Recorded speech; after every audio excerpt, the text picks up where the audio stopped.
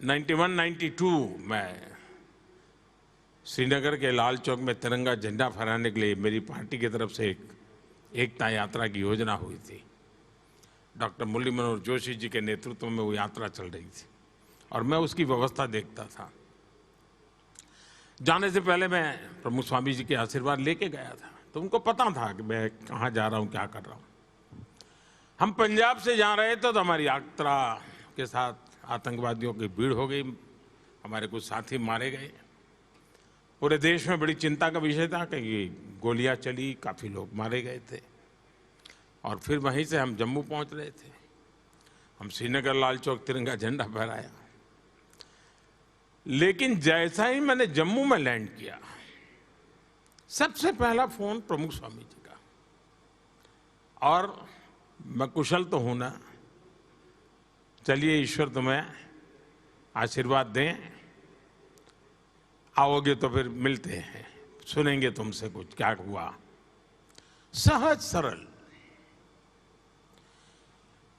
मैं मुख्यमंत्री बन गया।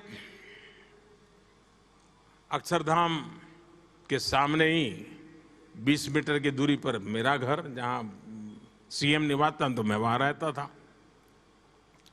और मेरा आने जाने का रास्ता भी ऐसा कि जैसे ही निकलता था तो पहले अक्षरधाम शिखर के दर्शन करके ही मैं आगे जाता था। तो सहज नित्य नाता। और अक्षरधाम पर आतंकवादियों ने हमला बोल दिया तो मैंने प्रमुख स्वामी जी को फोन किया। इतना बड़ा हमला हुआ, इतने लोगों, मैं हैरान था जी।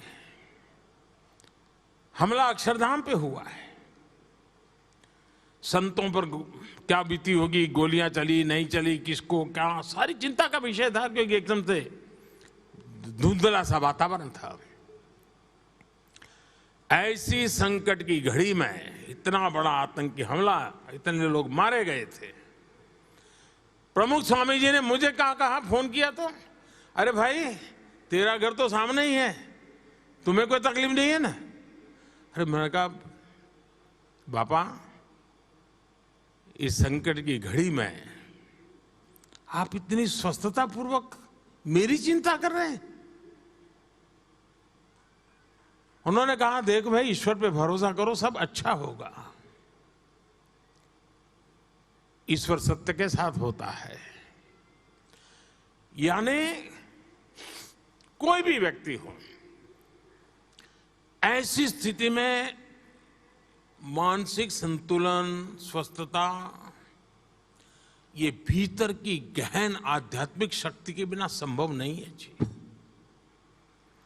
जो प्रमुख स्वामी ने अपने गुरुजनों से और अपनी तपस्या से सिद्ध की थी। और मुझे एक बात हमेशा याद रहती है, हम लोगों को, मुझे लगता है कि वो मेरे लिए पिता के समान थे, आप लोगों को लगता होगा हम आपके गुरु थे।